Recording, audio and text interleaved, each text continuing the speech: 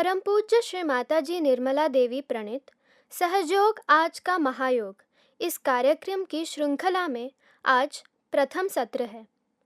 इस प्रथम सत्र में आपका हार्दिक स्वागत है। सहजयोग ध्यान की संस्थापिका श्री माताजी निर्मला देवी, इनका यह 2022-23 यह जन्म शताब्दी वर्ष संपूर्ण विश्व में मनाया जा रहा है। अनुभूति के शास्त्र पर आधारित यानी कॉग्निटिव साइंस पर आधारित सहजयोग ध्यान, यह निशुल्क ध्यान प्रक्रिया श्री माताजी निर्मला देवी जी ने 5 मई 1970 को गुजरात और महाराष्ट्र की बॉर्डर पर स्थित नारगोल नामक गांव से आरंभ की थी। विश्व के प्रत्येक मानव को आत्म साक्षात्कार प्रदान करना, उनको सहजयोग ध्यान सिखाना, उनके जीवन में संपूर्ण परिवर्तन लाना और हर व्यक्ति को आनंद, शांति, समाधान अंदर से महसूस कराना, इस तत्व पर आधारित श्री माता जी ने देश विदेश में जाके सहजयोग ध्यान पद्धति सभी साधकों को सिखाई और आज लगभग 100 से अधिक देशों में सहजयोग ध्यान पद्धति निशुल्क तरीके से कार्यरत है। आज हम इस सत्र में सहजयोग ध्यान की संक्षिप्त में जानकारी लेंगे। श्री माताजी निर्मला देवी द्वारा सहजयोग ध्यान का अर्थ क्या है यह समझेंगे और उनके द्वारा आत्म साक्षात्कार का अनुभव भी करेंगे। तो आइए सबसे पहले जानते हैं कि हमारे अंदर जो सूक्ष्म शरीर है यह कार्य कैसे करता है। आप जो यह सूक्ष्म शरीर देख रहे हैं, यह संपूर्ण सूक्ष्म शरीर की रचना सहजयोग ध्यान पद्धति का महत्वपूर्ण हिस्सा है। रीढ़ की हड्डी में यानी सैक्रम बोन में 3.5 गोलाकार स्वरूप में कुंडलिनी नामक शक्ति जन्म से ही हमारे अंदर स्थित होती है। साधक को अपनी इड़ा और पिंगला नाड़ी यानी भूतकाल और भविष्यकाल, इसमें जैसे ही संतुलन आता है, सुषुम्ना मार्ग से यह कुंडलिनी शक्ति तालु भाग पर आती है और सिर को लांघकर वैश्विक शक्ति से इसका मिलन होता है। कुंडलिनी शक्ति के जागरण को ही आत्म साक्षात्कार की अनुभूति कहा जाता है। जब यह शक्ति ऊपर उठती है तो इसके मार्ग में आने वाले सारे चक्र जो है यह प्लावित होते हैं। हर चक्र और हर नाड़ी हमें शारीरिक, मानसिक, आध्यात्मिक और बौद्धिक कार्य के लिए ऊर्जा प्रदान करती है। कुंडलिनी शक्ति के जागृति का प्रथम अनुभव यह होता है कि हमारे तालु भाग से और दोनों हथेलियों से ठंडे चैतन्य लहरी प्रवाहित होती है। इसे अंग्रेजी में कूल ब्रीज भी कहा जाता है। तीनों नाड़ियाँ और 7 चक्र की अधिक जानकारी हम अगले सत्र में प्राप्त करेंगे। इड़ा और पिंगला नाड़ी में संतुलन लाकर कुंडलिनी शक्ति का जागरण करना, यह सहजयोग ध्यान की प्रक्रिया श्री माता जी ने हर व्यक्ति के लिए खुली की है। तो अब हम श्री माता जी से जानते हैं सहजयोग का अर्थ और उसके बाद लेंगे आत्म साक्षात्कार का अनुभव। सहज योग, सह माने आपके साथ और जो माने जन्मा हुआ। जो योग है माने जो ये आपका चित्त है, इसकी एकाकारिता, इस चारों तरफ फैली हुई परमात्मा की प्रेम शक्ति से घटित होना ही योग है। और ये हर एक इंसान का जन्म सिद्ध अधिकार है। उसे प्राप्त करना, जैसे कि सहज का दूसरा अर्थ है आसान, स्पॉन्टेनियस। इसके लिए हमारे अंदर पूरी व्यवस्था, कोई भी इंसान ऐसा नहीं है जिसके अंदर ये व्यवस्था नहीं। माने आपके त्रिकोणाकार अस्थि में, जिसे अंग्रेजी में सैक्रम कहते हैं, इसका मतलब है कि ग्रीक लोग जानते थे कि ये जो हड्डी है त्रिकोणाकार, ये सेक्रेड है, माने पवित्र है। इसलिए उसका नाम सेक्रम बहुत अनादिकाल से बोलते हैं। अब ये जो हड्डी है, इसमें इस त्रिकोणाकार अस्थि में 3.5 कुंडल डाल के जो शक्ति बसी है उसे संस्कृत में कुंडलिनी कहते हैं। हमारे अंदर परमात्मा ने 3 और शक्तियां दी हैं।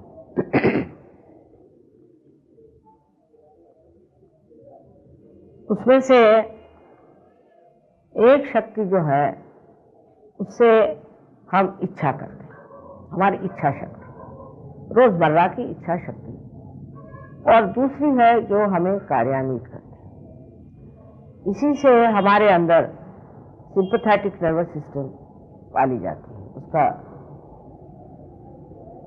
प्लावित होना इन्हीं 2 शक्तियों के द्वारा होता है। पहली शक्ति जिससे कि हम इच्छा करते हैं, उस शक्ति को जिस चैनल से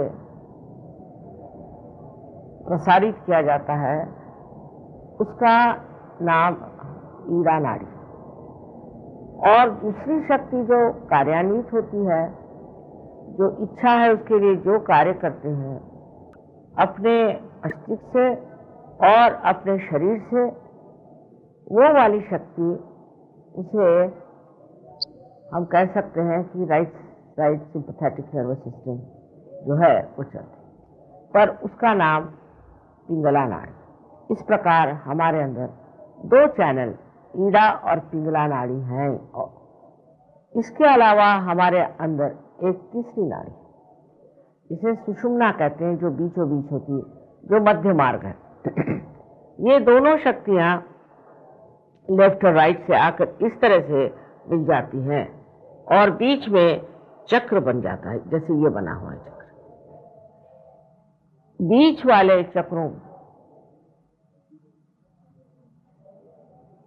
के अंदर हमारी शारीरिक, मानसिक, बौद्धिक, सांस्कृतिक, यहाँ तक कि हमारी आध्यात्मिक सारी ही उन्नति बसी हुई। जब ये चक्र किसी तरह से खराब हो जाते हैं या इनकी शक्ति कम हो जाती है, नष्ट हो जाती है, तब हमें अनेक तरह के विकार हो जाते हैं, शारीरिक, मानसिक, बौद्धिक और आध्यात्मिक।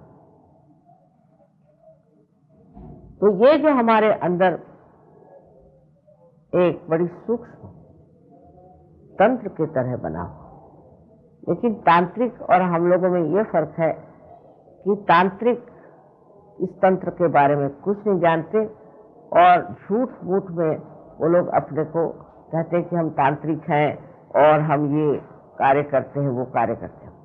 पर अधिकतर तांत्रिक जो है वो भूत विद्या को इस्तेमाल करते हैं और उस भूत विद्या से वो लोगों को मेस्मराइज करते हैं। मोहिनी विद्या जिसे हम कहते हैं, इनके लिए प्रेत विद्या, श्मशान विद्या आदि अनेक नाम। अब हमारे अंदर जो ये शक्तियां हैं 3, उसके अलावा हमारे अंदर एक चौथी शक्ति। जब तक हम मनुष्य नहीं हुए तब तक इस चौथी शक्ति का प्रादुर्भाव नहीं, तब तक हमारी ये 3 ही शक्तियां कार्यान्वित रही और जो जो हमारी उन्नति होती रही, प्रगति होती रही, हमारे कहना चाहिए एवोल्यूशन में, वो पूरी तरह से इन 3 शक्तियों के द्वारा चलती रही। जैसे कि पहली शक्ति है इच्छा शक्ति, दूसरी शक्ति है कार्य शक्ति और तीसरी शक्ति जो है जिसे हम कह सकते हैं कि दोनों का समन्वय या संतुलन, या जिसे हम कहेंगे कि मध्य मार्ग। धीरे धीरे मनुष्य आज इस स्थिति में पहुंच गया कि वो इस कलयुग में बहुत परेशान है। कभी तो वो बहुत ज़्यादा गलत रास्ते में जाता है, गलत काम करता है, अपने को एक तरह से पूरी तरह से नष्ट करते जाता है। अब आत्म साक्षात्कार का अनुभव हमें पाना है। श्री माता जी जिस प्रकार की प्रक्रिया हमें करने के लिए कहेंगे, उसे हम उनके साथ साथ दोहराएंगे। यह प्रक्रिया करते वक्त हमें अंदर से शांति महसूस होगी, हमें अंदर से निर्विचार स्थिति का अनुभव होगा और दोनों हाथों से और तालु भाग से गर्म या ठंडे चैतन्य लहरी महसूस होगी। आइए प्राप्त करते हैं श्री माता जी निर्मला देवी जी से आत्म साक्षात्कार। ये बायां हाथ हमारी ओर करिए और दायां हाथ जो है उसे जमीन पर रख दें। अब श्री गणेश जी को स्मरण करना चाहिए, क्योंकि कोई भी कार्य करने से पहले उनको स्मरण करना बहुत जरूरी है। श्री गणेश जी को स्मरण करके आप बायां हाथ मेरी ओर और दायां हाथ जमीन पर रख दीजिए। सब लोग इत्मीनान से पहले बैठ जाएं। पृथ्वी माँ का बड़ा हमारे ऊपर उपकार है, विशेषकर इस भारत भूमि का।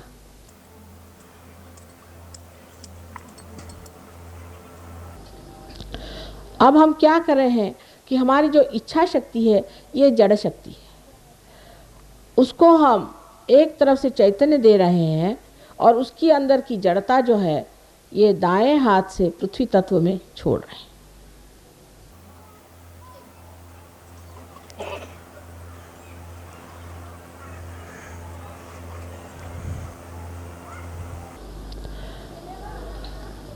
अब ये दायां हाथ हमारे ओर करिए और बायां हाथ आकाश तत्व की तरफ। ये हमारी इस तरह से पीछे करें, हाथ को पीछे की ओर, हाथ का तलवा जो है पीछे की ओर करें, बहुत ऊंचा नहीं, नीचा, जिससे कि आप आराम से रहें, परेशानी की कोई चीज़ नहीं होनी चाहिए। ये जो हाथ है इसमें क्रिया शक्ति है, जो भी हम क्रिया करते हैं वो आकाश तत्व में बाद में मिल जाती, उससे जो हमारे अंदर अहंकार आदि दोष होते हैं वो आकाश तत्व में घुल जाने चाहिए। इसलिए इसे आकाश की ओर हम अग्रसर करते हैं।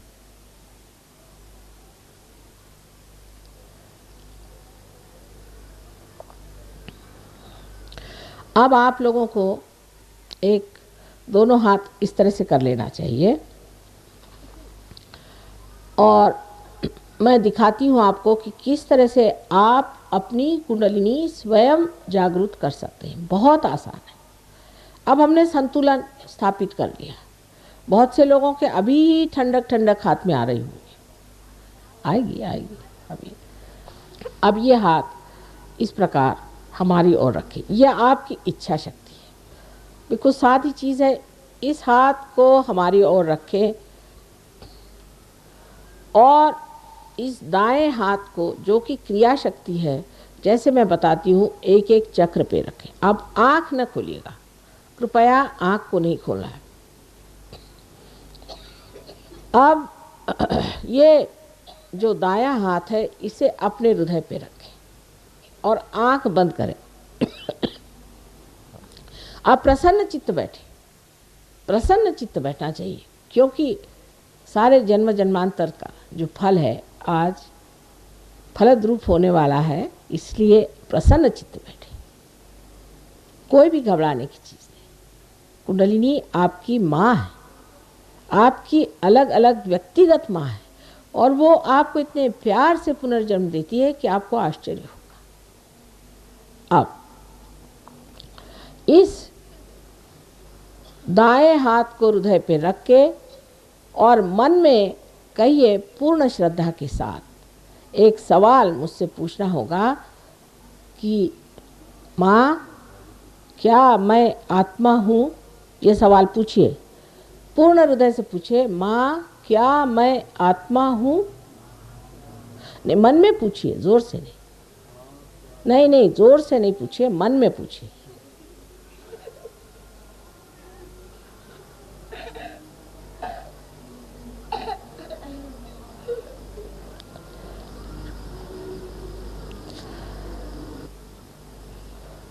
इसी के साथ दूसरा सवाल आ जाता है, जो कि आप पेट के ऊपरी हिस्से में बाईं ओर अपना हाथ रखें या उंगलियां दबाकर रखें।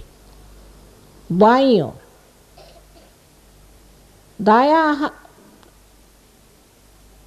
दायां हाथ जो है वो रखिए और बायां हाथ हमारी ओर।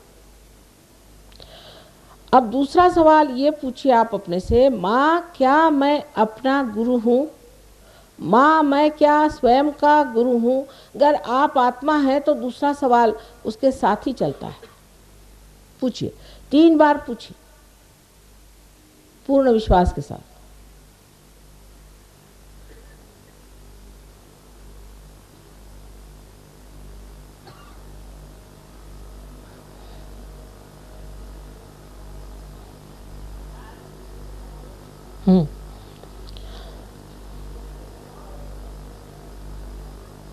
अब अपना दायां हाथ पेट के नीचे के हिस्से में बाईं ओर रखें दबा के। ये मैंने कहा है कि शुद्ध विद्या का चक्र है। आपको अपनी स्वतंत्रता में कहना होगा कि माँ मुझे कृपया शुद्ध विद्या दीजिए।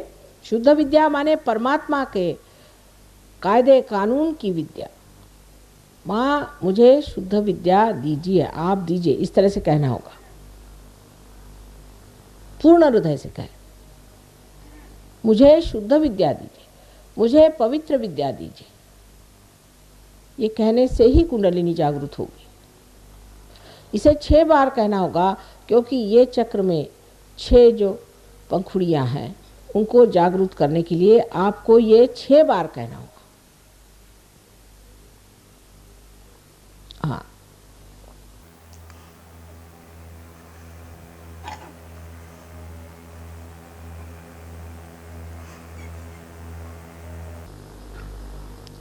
अब कुंडलिनी का जागरण भी हो गया तो भी उनके चक्रों को पूरे खोले बगैर वो ऊपर चढ़ नहीं सकती हैं। इसलिए ये जो दायां हाथ है इसे उठा करके पेट के ऊपरी हिस्से में बाईं ओर फिर से रखा जाए, जहां गुरु का तत्व है, और दबाया जाए। इस जगह क्योंकि यह गुरु का तत्व है, आपको पूर्ण विश्वास के साथ कहना होगा कि माँ मैं स्वयं का गुरु हूँ। ये मानना पड़ेगी बात।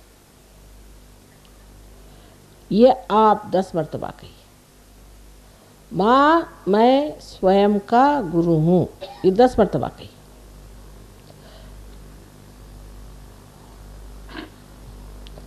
ये बात आत्मविश्वास के साथ आपको कहना होगा।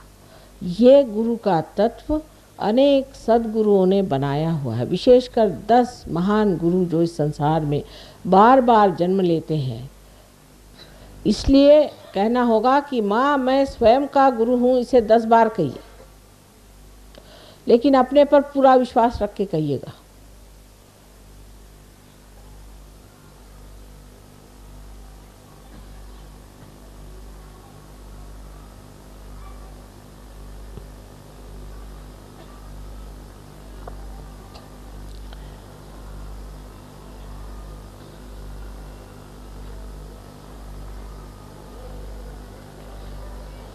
अब दाएं हाथ को फिर से उठा करके आप अपने हृदय पर रखें। अब पूर्ण विश्वास के साथ यहाँ आपको 12 मर्तबा कहना होगा, माँ मैं शुद्ध आत्मा हूँ, माँ मैं शुद्ध आत्मा हूँ। इस प्रकार आपको 12 मर्तबा कहना होगा, क्योंकि हृदय चक्र में 12 पंखुड़ियाँ हैं।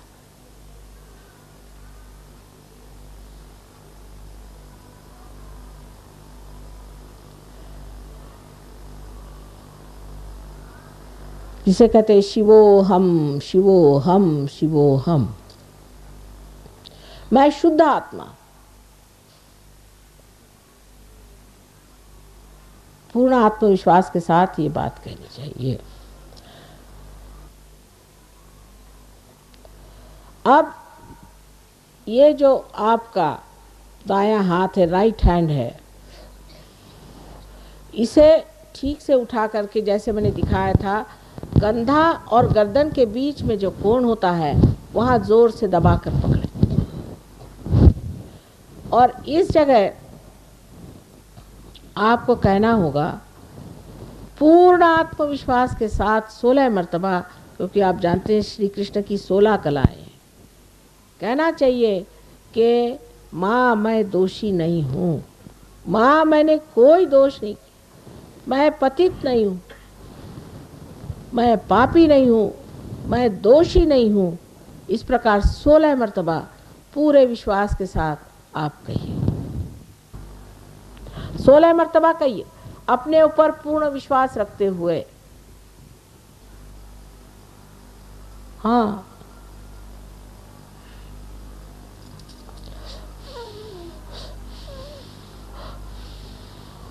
अब इस हाथ को अपने कपाल पर आड़ा रखें और दोनों तरफ से दबाएं, जैसे मैंने दिखाया था, जैसे हम सर दर्द के वक्त अपना सर दबाते। अब यहाँ पर एक बहुत साधारण सी बात करनी है कि माँ मैंने सबको क्षमा कर दिया, माँ मैंने सबको क्षमा कर दिया। अब बहुत से लोग ये कहते हैं कि बड़ा कठिन है कहना माँ। अरे भाई, जब तुम क्षमा करते हो या नहीं करते हो, कुछ भी नहीं करते, वास्तविक दोनों ही मिथ्या बात है। लेकिन जब आप ये सोचते हैं कि मैं क्षमा नहीं कर सकता हूँ, तो आप दूसरों के हाथ खेलते हैं। इसलिए कृपया कह दीजिए माँ मैंने सबको क्षमा कर दिया, हृदय से कहिए।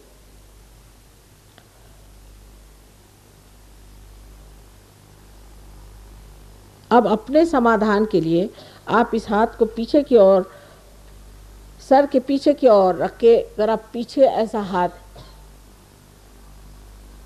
पे बोझा दे करके अपना सर पीछे की ओर ले जाएं, थोड़ा बोझा दे करके सर पीछे की ओर ले जाएं और इस वक्त एक बात कहे, पर किसी तरह का दोष या पाप अपने सर पे न लेते हुए सिर्फ एक बार कहे कि हे परमात्मा, हमने तुम्हारी शान में अगर कोई गलती कर दी हो तो उसकी क्षमा कर दीजिए, आपके समाधान के लिए। लेकिन कोई दोष और ये और हमने वो किया, ये जोड़ने की इस वक्त जरूरत नहीं है। पूरे हृदय से कहें कि हे परमात्मा, मेरी हाथ से कोई गलती हो गई हो, मैंने आपकी शान में कोई ऐसी गलत बात कर दी हो जो ठीक नहीं है, उसे आप कृपया क्षमा कर दीजिए।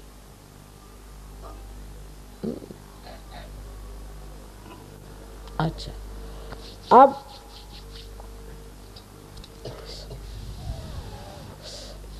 अब अपने हाथ को पूरी तरह से तनाव के साथ खोलें और इस दाहिने हाथ को खोल करके उसका जो तलवा है उसका बीचों बीच का हिस्सा समझ करके और अपने तालू भाग में, जहाँ बचपन में हड्डी नरम होती है, दबा के रखें, उंगलियां ऊपर की ओर रहें और उस तालू भाग की जो त्वचा है उसे हिलाएं, जोर से दबा के हिलाएं 7 मर्तबा। इस वक्त आपको कहना होगा कि माँ हमें आत्म साक्षात्कार दीजिए, मैं ज़बरदस्ती नहीं कर सकती। 7 मर्तबा कहिए, माँ हमें आप आत्म साक्षात्कार दीजिए, कृपया आत्म साक्षात्कार दीजिए।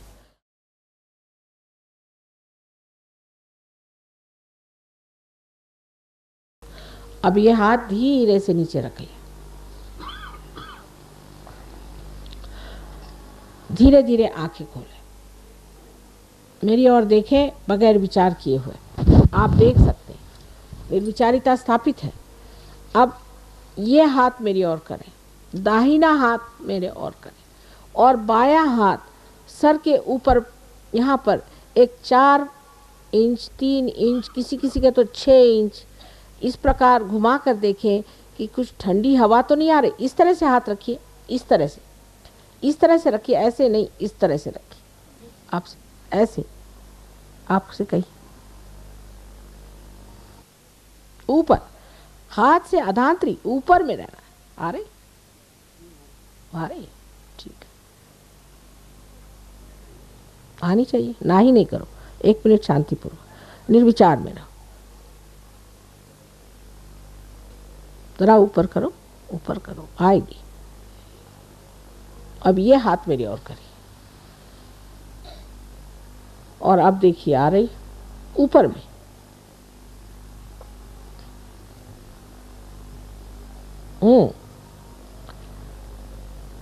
अरे जरा ऊपर देखिए। किसी का तो यहाँ तक आती ठंडी हवा। फिर से इस हाथ से देखिए एक बार फिर। अपना चित्त यहाँ रखिए, देखिए ठंडक सी हवा आ रही। हाँ,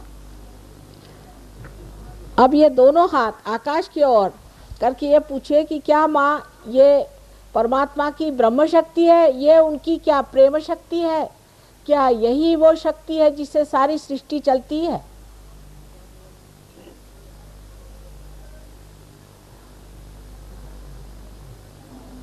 हाँ, अब शंका नहीं करनी, शंका की चीज नहीं है ये। अब दोनों हाथ नीचे करिए, देखिए हाथ में ठंडक आ रही है। किसी किसी को बहुत आएगी, किसी किसी को थोड़ी आएगी। 3 दिन के अंदर सब लोग ठीक हो जाए, लेकिन श्रद्धा पूर्वक 3 दिन के लिए यहाँ आए। अब किसी किसी को नहीं भी आती है, उसका कारण हो सकता है आपके शरीर में कोई परेशानी होगी, मन में कोई परेशानी होगी, कोई बात नहीं, 3 दिन के अंदर सब चीज़ें ठीक कर देंगे।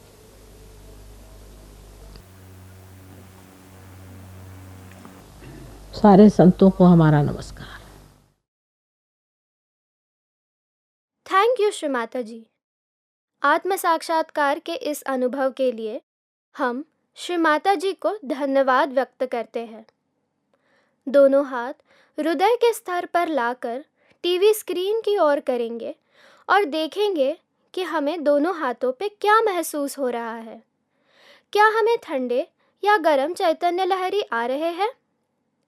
हो सकता है कि कुछ लोगों को शुरुआत में गर्म चैतन्य लहरी महसूस हो।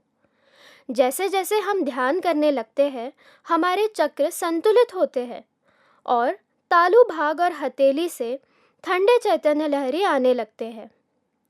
सहजयोग ध्यान के व्यक्तिगत और कौटुंबिक स्तर पर अनेक लाभ हैं। आगे आने वाले सत्रों में हम इसकी अधिक जानकारी भी लेने वाले हैं।